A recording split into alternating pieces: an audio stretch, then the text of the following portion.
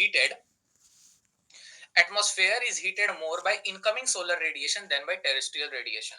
अभी एटमॉस्फेयर का क्वेश्चन है, तो ऑब्वियस सी बात है कि हमको पहला मेरा दिमाग में जाएगा कि हमको भाई एक बार एनसीईआरटी एक बार चेक कर लेनी चाहिए। अभी हम इस पे भी आएंगे कि तुम लोग जो संदीप का संगीत का है कि भाई हमको क्वेश्चन एनसीईआरटी में वर्बेटम नहीं मिला, किसी और तरीके से मिला, तो वो भी हुआ है एक क्वेश्चन में। हम तो वो दिखाते, सारा क्वेश्चन वर्बेटिम नहीं है, सिर्फ 2 ही 3 क्वेश्चन है इसमें, लेकिन हम तुम लोगों को दिखाते कैसे किया जाता है।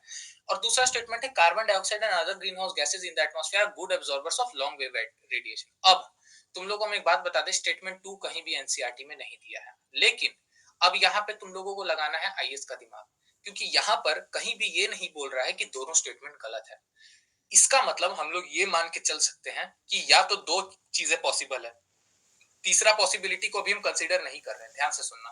2 पॉसिबिलिटीज क्या है, या तो दोनों में से कोई एक स्टेटमेंट सही है, या तो दोनों स्टेटमेंट सही है। दोनों स्टेटमेंट गलत नहीं हो सकता, तो हम ये मान के चल रहे हैं कि दोनों में से कोई एक स्टेटमेंट सही है। ओके, अब दूसरा स्टेटमेंट तुम लोग को देख के ही लग रहा होगा कि भाई carbon dioxide and other green house gases are in the atmosphere good absorbers of long wave radiation. Obvious सी बात है, हो सकता है शॉर्ट वेव रेडिएशन का भी हो, ये भी तो हो सकता है, बट एनीवेज अब हम लोग आते हैं दूसरे, इसको हम लोग डिकोड करते हैं, तो हो सकता है पहला वाला सही हो, ये भी तो पॉसिबल है। आओ,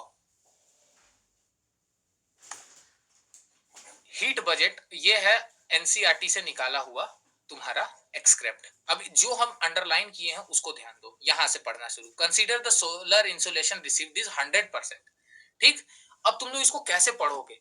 अब अगर जो ये वाला पार्ट है ना, इसको तुम लोग जनरली क्या करते हो, भगा भगा के पढ़ देते हो, लेकिन क्वेश्चन यहाँ पे देखो क्या पूछ रहा है, atmosphere is heated more by incoming solar radiation than by terrestrial radiation. अब हम लोग को ये पता करना है कि सारा इनकमिंग टेरेस्ट्रियल रेडिएशन से ज्यादा हो रहा है।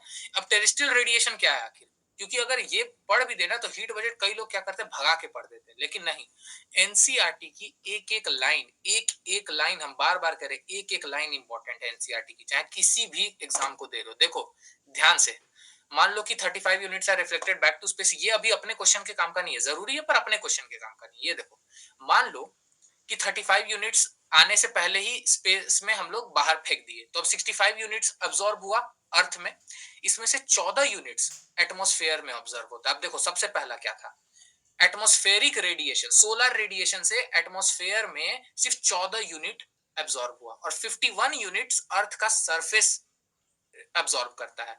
इसमें से अर्थ रेडिएट बैक करता है 51 units in the form of terrestrial radiation. अब यहाँ पे देखोगे कि earth is heated more by incoming solar radiation than by terrestrial radiation. अब लिखा है कि इनकमिंग सोलर रेडिएशन से ज्यादा, हम अब जो नहीं पढ़ा है एनसीईआरटी उसको लगेगा कि हाँ भाई सही तो बात है, सन से इतना धूप आ रहा है तो ज्यादा तो एटमॉस्फेयर उसी से गर्म होता है, पहले तो एटमॉस्फेयर, लेकिन नहीं, यहाँ पे देखो सिर्फ 14 यूनिट एटमॉस्फेयर ऑब्जर्व कर रहा है, 51 यूनिट्स हम लोग को टेरेस्ट्रियल रेडिएशन से मिल रहा है, मतलब वो जमीन पे लग रहा है और फिर जमीन उसको वापस रेडिएट कर रही है। तो इसका मतलब हुआ ये कि क्वेश्चन स्टेटमेंट 1 गलत है।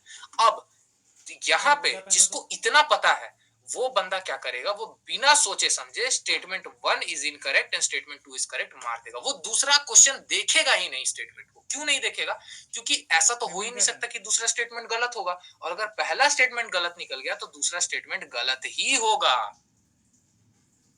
अब ये लॉन्ग वेव है चाहे शॉर्ट वेव है, इससे हमको क्या मतलब है, हम इतने सोर्स मैपिंग में जाएंगे ही नहीं। अगर हमको एक स्टेटमेंट भी पता है तो दूसरा स्टेटमेंट हम अपने आप दिमाग से लगा सकते हैं। ये हो गया एनालिटिकल। और अब ध्यान हम लोग को कहां देना है कि हीट बजट पढ़ते वक्त तुम लोग जो अपने नोट्स बनाओगे उसमें तुम लोग एक्सप्लिसिटली मेंशन करोगे कि 35% को हम लोग अकाउंट नहीं करेंगे, क्योंकि ये तो ऑलरेडी रिफ्लेक्टेड हो चुका है। ठीक है, अब ये देखो 2 units are reflected by albedo of earth, ये ठीक है तुम लोग इसको मेंशन, पर ये याद रखने वाली चीज क्या है कि 65 यूनिट एब्सॉर्ब होता है, जिसमें से एटमॉस्फेरिक रेडिएशन से 14 यूनिट और 51 यूनिट टेरेस्ट्रियल रेडिएशन से एटमॉस्फेयर गर्म होता है। तो टेरेस्ट्रियल रेडिएशन से ज्यादा एटमॉस्फेयर गर्म हो रहा है, सोलर रेडिएशन से कम हो रहा है। ये यहाँ पर तुम लोगों को ये देखना है, देखो कैसे वर्बेटिम लिखा हुआ है ये चीज। एक तरीके देखो ऑब्वियस सी बात है, ये लाइन तुमको यहाँ पे नहीं मिल रही है, लेकिन कोई भी एक नॉर्मल आईक्यू का भी आदमी इतना पढ़ के समझ जाएगा जो ध्यान से एनसीईआरटी को पढ़ रहा है। इसीलिए हम कहते हैं पहले समझो फिर एनसीईआरटी को पढ़ो ध्यान से। अब ये क्वेश्चन तो भाई तुम लोग कह सकते हो कि भाई ज्योग्राफी है, ये तो ऑब्वियस सी बात है एनसीईआरटी में ही होगा, तो ठीक है नेक्स्ट क्वेश्चन को देखते हैं। नेक्स्ट क्वेश्चन क्या है, thickness of troposphere at the equator is much greater as compare to poles. और फिर दूसरा स्टेटमेंट क्या है, at the equator heat is transported to great heights by strong conventional currents. अब तुम लोग को ये हो सकता है कि भाई अब हम दिखाते हैं तुम लोग को, ये देखो यहाँ पे ये भी एनसीईआरटी का स्क्रिप्ट है। Troposphere is the lowermost part of the atmosphere, average height is 13 kilometre and extends रफली to height of 8 kilometre near the poles and about 18 kilometre at equator. अब यहाँ पे ये वाला तो हो गया कि इक्वेटर पे हाइट ज्यादा है 18 किलोमीटर और यहाँ 8 है, तो मच ग्रेटर हो गया, स्टेटमेंट 1 सही है। अब thickness of troposphere is greatest at equator because heat is transported to heights by strong convectional currents। अब देखो इसका रीजन तक verbatim heat is transported to great heights by strong convection, अरे भाई ये वर्बेटिम उठा करके इसमें डाला है, देख रहे हो। अब इससे क्या होगा कि हम लोगों को जो पहले डाउट था कि हो सकता है भाई कि ऑप्शन 20 का सही आंसर ना हो, मतलब देखो अब दोनों स्टेटमेंट तो सही है ये तो पता चल गया, लेकिन ऑप्शन ए है ऑप्शन बी है, क्या स्टेटमेंट 2 स्टेटमेंट 1 को एक्सप्लेन कर रहा है, तो हाँ एक्सप्लेन कर रहा है, क्योंकि ये हम लोग देख रहे हैं कि इसका दिया हुआ बिकॉज भी लिखा है भाई, तो ये होगा स्टेटमेंट 1 इसका आंसर सही।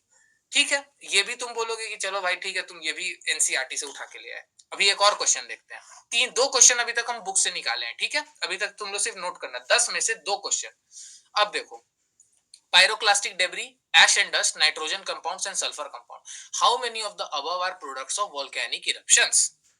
अब इसका आंसर ध्यान से देखो, ये भी एनसीईआरटी के स्क्रिप्ट में, material that reaches the ground include lava flows, pyroclastic debris, volcanic bombs, ash and dust. देखते जाओ, pyroclastic debris, ash and dust, देख लो verbatim, gases such a nitrogen compounds, ये भी नहीं nitrogen oxide, nitrogen compound, sulphur compound, nitrogen compound, sulphur compound.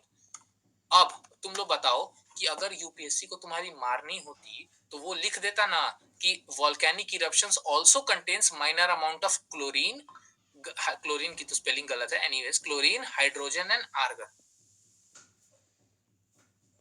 अब ये मान लो अगर ये लिख दे और उसके बाद तुमको लगे कि साला आर्गन निकलता है लावा से, तुम श्योर नहीं हो, तो यूपीएससी तुम्हारी मारने पे आ जाए तो एनसीईआरटी से ये तीसरी लाइन उठा के चाप देगा। तो अब ये मेरा मतलब ये है कि तुम लोग जब पढ़ रहे हो तो एक एक लाइन को रटना है, रटना है। ये 3 क्वेश्चन से अभी तक 3 क्वेश्चन तुम लोग को बुक से मिला है, सिर्फ 3 क्वेश्चन, ठीक है, ये तुम लोग को मिला है बुक से, ठीक, minor amounts of chlorine, hydrogen and argon, ठीक, कोई बात नहीं।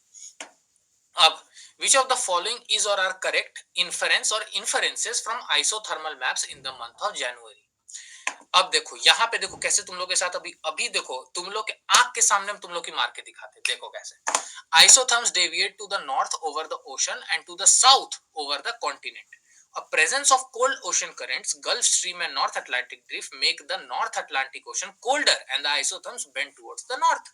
बहुत अच्छी बात है भाई, ये तो तुम लोग को लग रहा होगा कि अरे सारा ये भी एनसीईआरटी में है। अब देखो जल्दी का काम शैतान का कैसे होता है, देखो इन जनवरी, यहाँ देखो बाकी सब तो पढ़ना ही है, अभी हम इस पे आ रहे हैं, जो हम हाईलाइट किए उसको देखो। In January isotherms deviate to the north over the oceans and to the south over the continent. अरे वाह, ये तो एकदम बुक से ही मिल गया, verbatim, the isotherms deviate to the north over the ocean and to the south over the continent. Okay, अब देखो देखो कैसे तुम लोग की यूपीएससी इस क्वेश्चन में मारता है, देखो the presence of warm ocean currents, देखो वर्बेटिम चिपकाया है, सिर्फ वार्म को कोल्ड पे स्विच कर दिया, the presence of cold ocean currents की जगह the presence of warm ocean currents. देखो same words, Gulf Stream and North Atlantic Drift, sorry ये देखो Gulf Stream and North Atlantic Drift make the North Atlantic Ocean, देखो make the North Atlantic Ocean warmer, colder and the isotherms bend towards the north। देख रहे हो, एक word replace किया है सिर्फ यूपीएससी की। अगर तुम में से कोई रट्टू टोटा बैठा हुआ होगा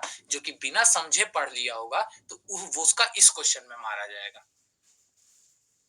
कि तुम लोग सिर्फ रट के भी चले जाओगे ना, ये सोचोगे कि हम बिना पढ़े हम एनसीईआरटी रट के मेरा हो जाएगा, तो भाई ये एसएससी सीजीएल नहीं है, ये तुम लोगों को सोचो साला कितना मतलब क्या गेम खेला है तुम्हारे साथ कि इसी एनसीईआरटी में से तुमको हम एक सेंटेंस देंगे और उसमें सिर्फ एक वर्ड स्विच करके हम 50,000 बच्चा से गलती करवा देंगे। सोचो, अगर तुम नहीं पढ़े हो तो तुम्हारा दिमाग खराब हो जाएगा इसमें। अगर तुम रटे भी होगे ना तो तुम सेकंड वाला आंसर तुम सिर्फ gulf stream, north Atlantic drift ऐसे जल्दी जल्दी जल्दी जल्दी देखिए और एक वर्ड में तुम्हारी मार लेगा यूपीएससी। भाई सिर्फ बात ये नहीं कि सोर्स मैपिंग कहां से आ रही है, हम लोगों को देखो, हमको संगीत एक वीडियो भेजा जिसमें वो लिख रहा था कि भाई सोर्स मैपिंग वाले मतलब मिसगाइड करते हैं और हम लोगों को ये 10 जगह की सोर्स से बताते हैं, वहां पे भाई हम लोग 10 जगह से सोर्स से देखेंगे, इससे अच्छा स्टैंडर्ड बुक्स पढ़ के चले जाओ। ठीक है भाई, स्टैंडर्ड बुक्स पढ़ के चले जाओ। और संगीत एक पॉइंट भी अच्छा दिया कि भाई ये ह्यूमनली पॉसिबल नहीं है, लेकिन भाई हमको एक बात बताओ, तुमको एनसीईआरटी भी कैसे पढ़नी है ये तुमको कैसे पता चलेगा? हमको एक बात बताओ, दिव्या तंवर एक तुम से पता नहीं शायद संगीत जानता है होगा या नहीं जानता होगा, इधर नॉर्थ में उस लड़की का बहुत नाम है। मतलब हम बीएचयू में जब थे तो हमारे यहाँ पे तो भाई हीरोइन थी वो लड़की। क्यों? क्योंकि वो लड़की पहले अटेम्प्ट में, वो लड़की मुश्किल से 21 साल की थी, फर्स्ट अटेम्प्ट में आईपीएस निकालती है। सेकंड अटेम्प्ट में वो लड़की फिर से एग्जाम देती है 2023 वाले में, जिसका सबसे हार्ड प्रीलिम्स कहा जाता है, और वो लड़की बन जाती है आईएएस, आईपीएस से आईएएस। अब हमको एक बात बताओ, तुम वही किताबें तुम भी पढ़ रहे हो, वही किताबें केरला में बैठ के लड़का भी पढ़ रहा है, और वही किताब एक हिंदी मीडियम की हरियाणा में बैठ के लड़की पढ़ रही है। हरियाणा वाली का हो जा रहा है, तुम्हारा नहीं हो रहा है। क्यों नहीं हो रहा है भाई? रीजन यही है कि तुमको ये नहीं पता है कि उसी किताब को कैसे पढ़ना है। भाई बोल रहे हैं, भले तुम लोग को बुरा लगेगा, लेकिन भाई आम को आम बोलने में हम कभी हिचकिचाते नहीं है। मेरा भी नहीं हुआ, यही रीजन था भाई। क्योंकि सिंपल सी बात है, हम लोग को अभी तक ये नहीं समझ में आया है कि सेम मटेरियल से पढ़ के एक बच्चा, भाई तुम सोचो ये साला आदित्य श्रीवास्तव हर बार पढ़ करके नहीं, पिछली बार भी आईपीएस का ट्रेनिंग में था, तुम लोग को अभी एक जॉब के साथ अनुराग को इतना मुश्किल हो रहा है एक न्यूज सेशन अटेंड करने में। आईपीएस की ट्रेनिंग में भाई सुबह 5 बजे से उठ करके रात के 8-8 बजे तक खटवाता, फिर भी वो लड़का ट्रेनिंग में होते हुए एग्जाम देकर के क्रैक कर लेता है आईएएस रैंक 1।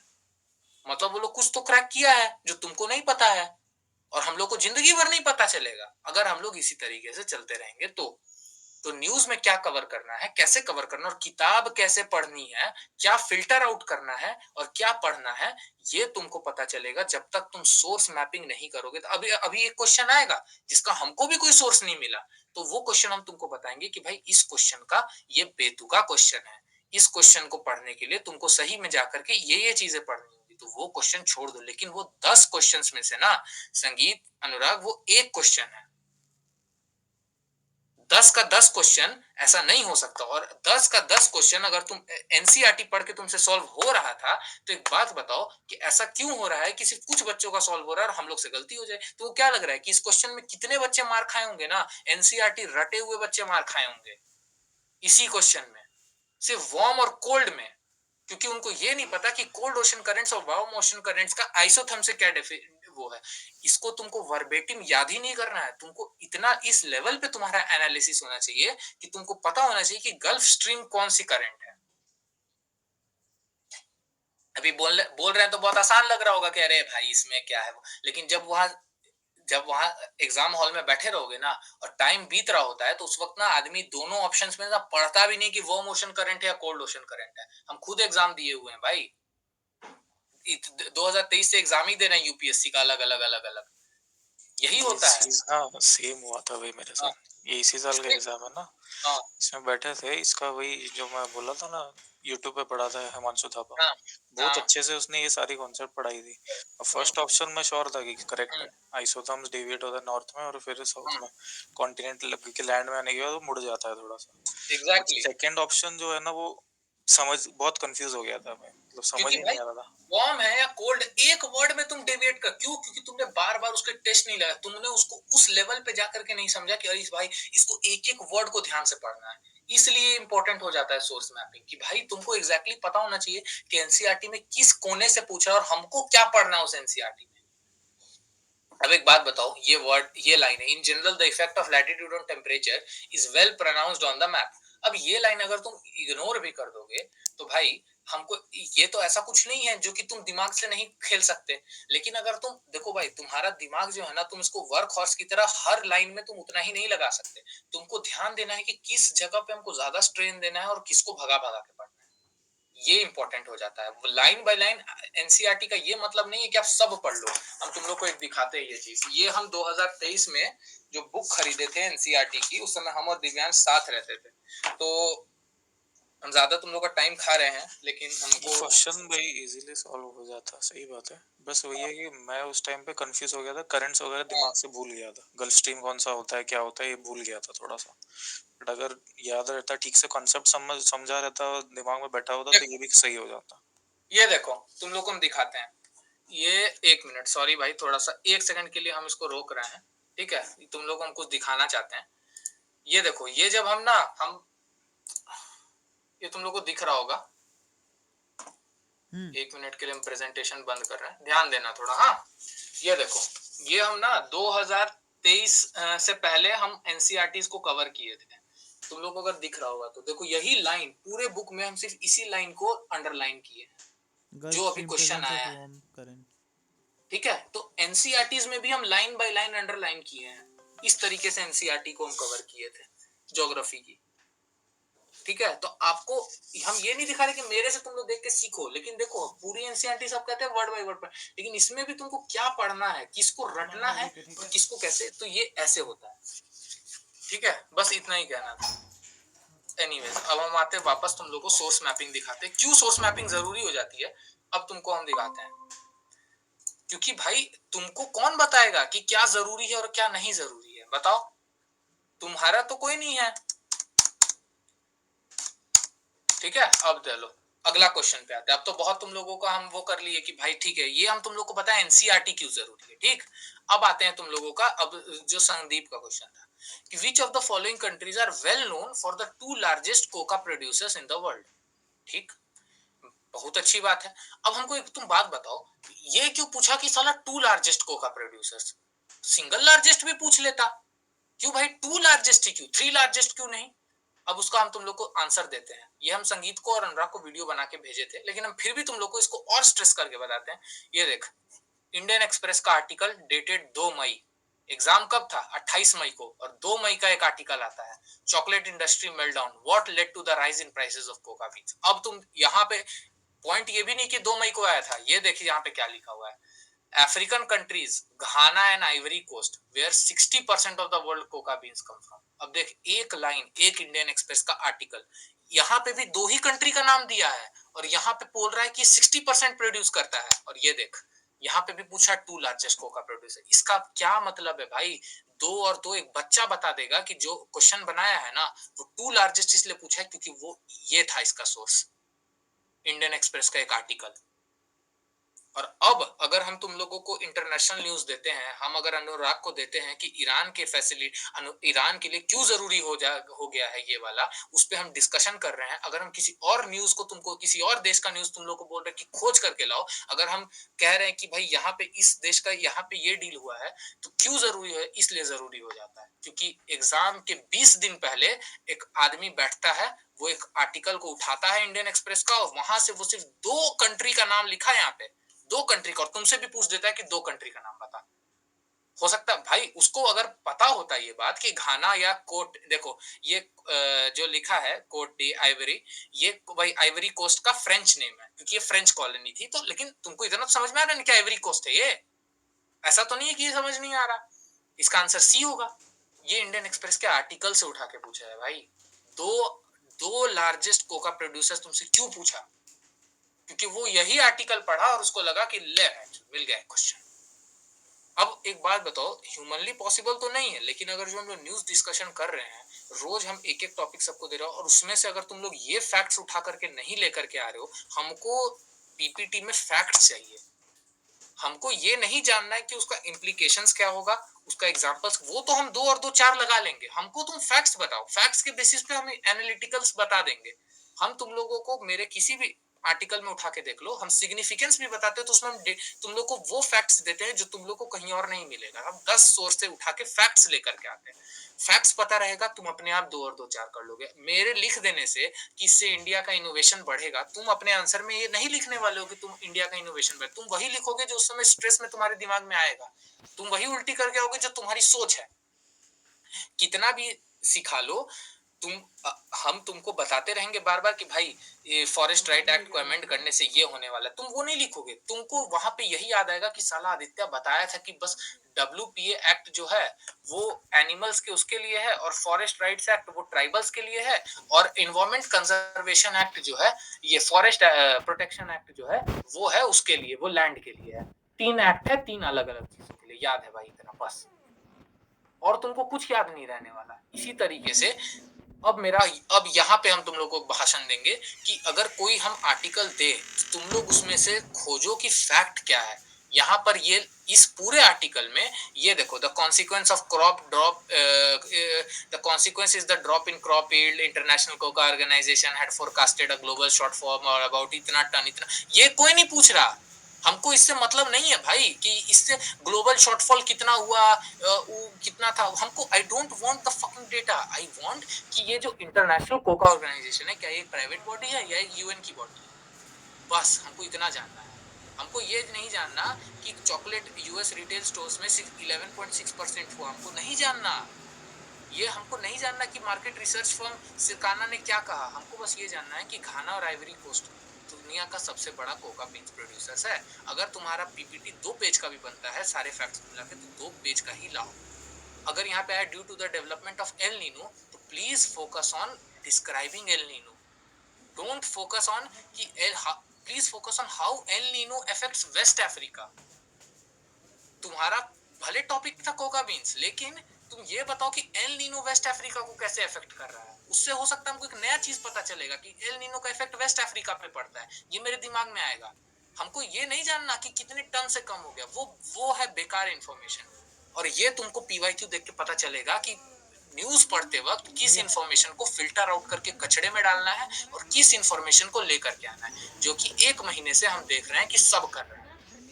हम लोग उस इंफॉर्मेशन को डिस्कस कर रहे हैं जो कि इररिलेवेंट है। इसीलिए हम डाउट पूछते वक्त हमेशा हम